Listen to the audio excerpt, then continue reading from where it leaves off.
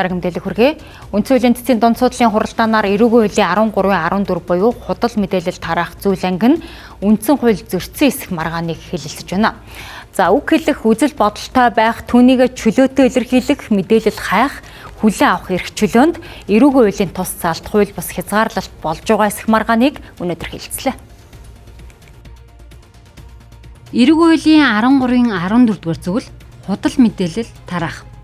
Хүний нэр төр, алдар хүнд, хуулийн этгээдийн ажил хэргийн нэр хүндэд халдсан илт худал мэдээллийг олон нийтэд тараасан бол 451-ээс 1301-тэй тэнцэх хэмжээний төгрөгөөр торгох эсвэл 240 цагаас 720 цаг хүртэлх хугацаагаар нийтэд тустай ажил хийлгэх эсвэл 1 сараас 3 сар хүртэлх хугацаагаар зорчих эрхийг хязгаарлах ял шийтгэн гэж 2020 оны 1-р сард өөрчлөлт оруулжээ. Түүлийн заалтанд сэтгүүлчд болон иргэний аливаа мэдээллийг олж авах, нийтлэх, илэрхийлэх эрхчлөөнд халдаж байна гэж нийт 10 иргэн үзэж үндсэн хуулийн цэцэд хандсан юм а. Мэдээлэл тараахын тэргийн сүүлийн 5 жилийн хугацаанд нийт 828 хэрэг бүртгэгдсэний 732 буюу 88.4% нь захин орчинд үйлдэгдсэн байна. Хууль хэрэглээний түвшинд тодорхой хийдэл асуудал гарч байгаагаас үүдэн эрүүгийн хуулийн 13-14 дугаар зүйлийг цаашид боловсронгуй болгох хэрэгцээ байгааг үгүйсэхгүй юм. Үндсэн хуулийн дээр Монгол улсын иргэн та үгээ хэлэх хэрэгтэй юм байна. Үзэл бодлоо чөлөөтэй илэрхийлэх мөн хэрэгтэй юм байна. Мөн хэвлэн нийтлэх хэрэгтэй юм байна. Та итгэл үнэмшилтэй байх хэрэгтэй юм байна гэж заасан байна.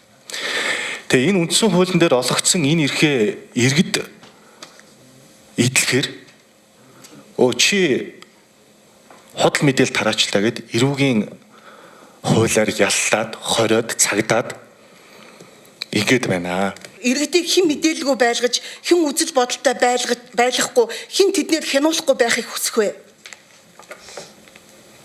Мэдээж үүнд бол хамгийн хатдагдаг хүмүүс бол улс төрчид, эрх мэдлтнүүд төрийн нэрээр иргэдийн эрх мэдлийг авч ашиглаж ажиллаж байгаа тэр хүмүүс байдаг. Мэдээж энд одоо хүн болгон нэр төр алдар хүндээ хамгаалуулах эрх байгаа. Арчсан нийгмийн хамгийн чухал зүйл бол нэр төр алдар хүнд халдшгүй байхадлаа. Хот мэдээлэлтэй тэнцхийн тулд үг хэлэх эрхийг хязгаарлаад байна. Энэ л гол алдаа байдаг.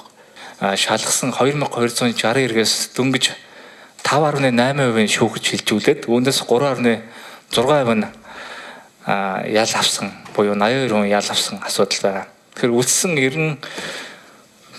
6% асуудал ярьж байгаа. Үлдсэн 96% нь өөрөө гэмтэрэг биш байжээ гэдгийг харуулж байгаа.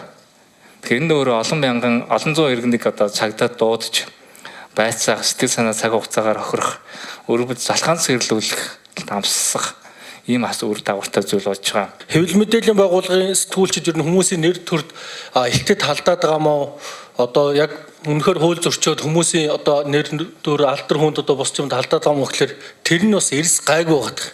Юун дээр хүмүүс гомдол мэдүүлээд байна уу гэхээр энэ хүнийг залхаан зэрлүүлэх гэсэн ганц л агуулга байдаг. Хэвлэл мэдээлэх нэг. Цагдаа дуудаг, прокурор дууддаг, маш олон удаа байцаалт авдаг.